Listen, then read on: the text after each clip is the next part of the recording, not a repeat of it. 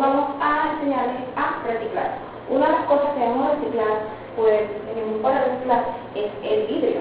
El vidrio es una nos sirve para ir guardando condimentos o cualquier cosa que necesitemos. ¿Dónde podemos utilizar? Para muchas cosas. Es muy importante reciclar envases de plástico, de vidrio. Tenemos para reciclar el papel se usa para guardar, botar la basura, así desechos orgánicos que no se vayan a utilizar, y con esto podemos reciclar papel. Y también reciclamos envases plásticos. Los envases plásticos nos ayudan a guardar otro tipo de productos que también necesitemos en nuestra casa o en nuestra casa. No olvides nunca reciclar. Reciclar es vida. Y así concluimos esta nueva campaña de Locabet.